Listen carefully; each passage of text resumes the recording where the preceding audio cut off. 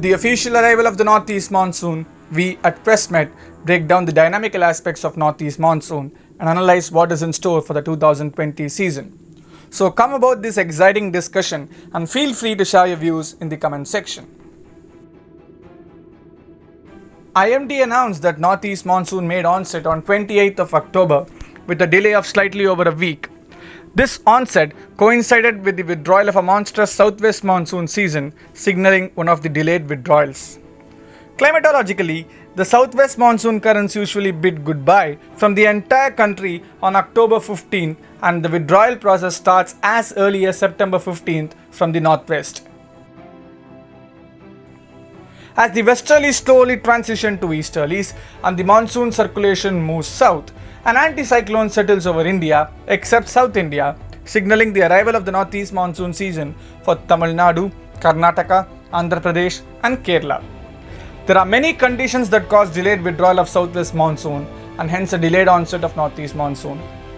The most significant are the strengthening of the Walker cell in the Pacific Ocean, or also known as La Nina, which keeps the Monsoon Trough very active over India due to strengthening of the trade winds, or the reversal of a Walker cell over India, or positive Indian Ocean dipole, which keeps the westerly moisture flux very active until late October.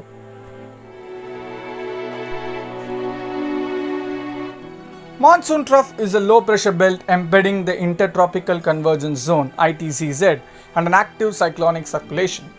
This is where the low latitude westerlies and the high latitude easterlies meet, creating a distinct monsoon trough axis. All systems during southwest monsoon move along this axis, which extends all the way from South China Sea in the east to Arabian Sea in the west. So it is understandable that the monsoon trough will be very active for extended periods during La Nina or positive IOD conditions. 2020 is officially a La Nina year. To understand what La Nina is all about, you may click on the suggested video link above, check what it is and come back. La Nina is very favorable for southwest monsoon, and the late arrival of La Nina ensured that the summer monsoon was very active. So active that October saw one of the strongest systems in the history, a deep depression which travelled coast to coast from Andhra Pradesh to Maharashtra, creating havoc in Hyderabad and almost the whole of south and coastal Maharashtra. Keeping the La Nina conditions in mind, IMD rightly said that the southwest monsoon will be an extended season with a delayed withdrawal. The weather blogging community also started the buzz of a late onset of northeast monsoon, which indeed came true. Many expected a strong onset, especially over Tamil Nadu, but there were a few who said maybe one event of heavy rainfall could happen, followed by a brief lull. And that is exactly what is happening now. One heavy spell of rain on 29th, which was a scattered spell which impacted only North Tamil Nadu, and things have been silent for some time, and it will be before it picks up pace. This weak and soft onset is a signature of La Nina, which doesn't allow strong easterlies to arrive. October ended in 43% deficit for Tamil Nadu. The dynamics here are beautiful and one must appreciate it fully. Let us talk about the criteria IMD has in place for the announcement of northeast monsoon. The first and foremost is the withdrawal of southwest monsoon. Now some have a doubt here as to whether southwest monsoon should completely withdraw before northeast monsoon starts. Well, the answer would be no. What IMD looks at are whether southwest monsoon has withdrawn over 15 degrees north and if a distinct anticyclone is present at 1.5 kilometers level over north and central India. If you would have noticed, this is exactly the time around which thunderstorm season starts in the western parts of India.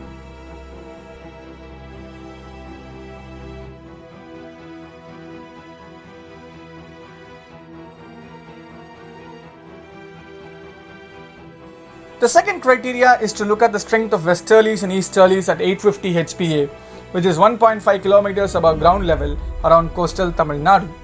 Now this is another indicator which tells you when monsoon would set in, and 90 out of 100 times this indicator has worked.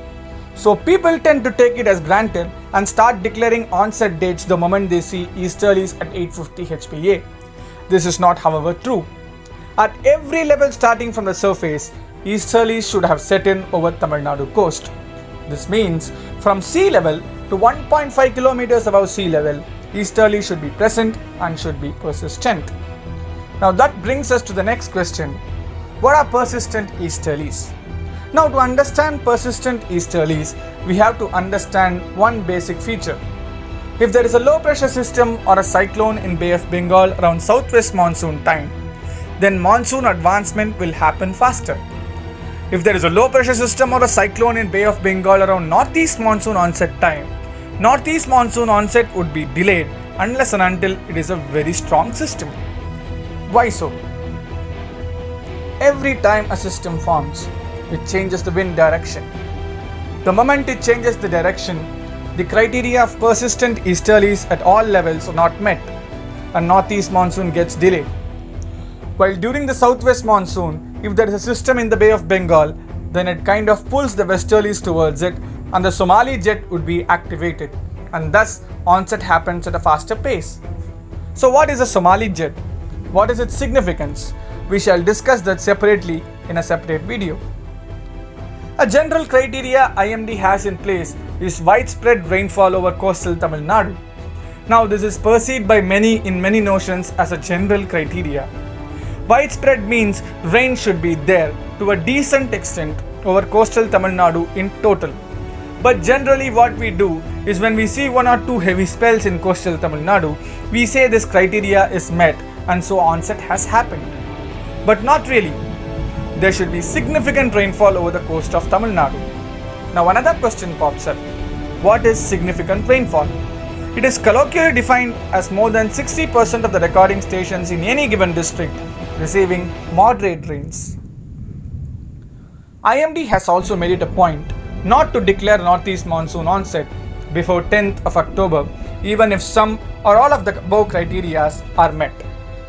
This is to avoid any confusions between southwest monsoon withdrawal and northeast monsoon onset. While many argue that northeast monsoon is technically not a monsoon but a reversal of southwest monsoon, we may call it anyway, but northeast monsoon is northeast monsoon and no one can just term it as just withdrawal of southwest monsoon. We must also understand that the strength of monsoon is also determined by IMD. Now if IMD says weak monsoon, then rainfall is less than half of the normal rainfall quantum. If IMD says normal monsoon, then it means rainfall is half to 1.5 times the normal. If IMD says active monsoon, then rainfall is 1.5 times to 4 times the normal. And if IMD says vigorous monsoon, then rainfall should have exceeded 4 times the normal.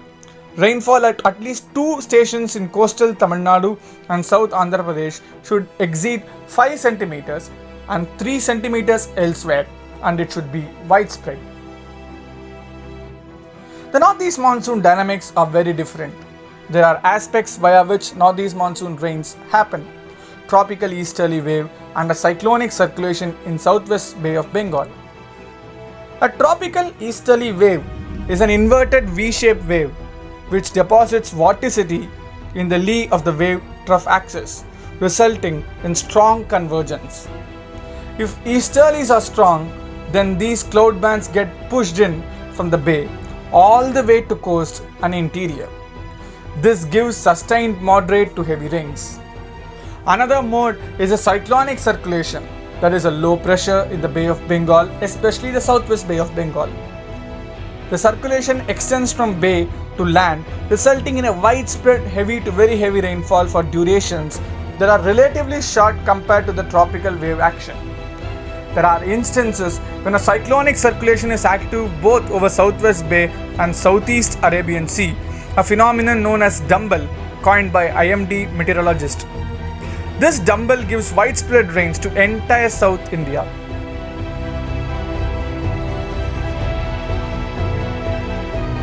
Now that we have given you these dynamics, it will be easy for you to understand northeast monsoon in a better way, and we are sure this would bring in some clarity in thought about northeast monsoon, especially during the onset time and its performance too. Given that this is a La Nina year, so far there has not been a strong system in the Bay of Bengal since northeast monsoon made onset. This is not surprising as the maritime continent is super active and the famous Maiden Julian oscillation has set its tent there. La Nina is not Northeast monsoon friend, but it is also not an enemy. Given the scenario and dynamics, QuestMet team gives a below normal to normal rating for Northeast monsoon 2020.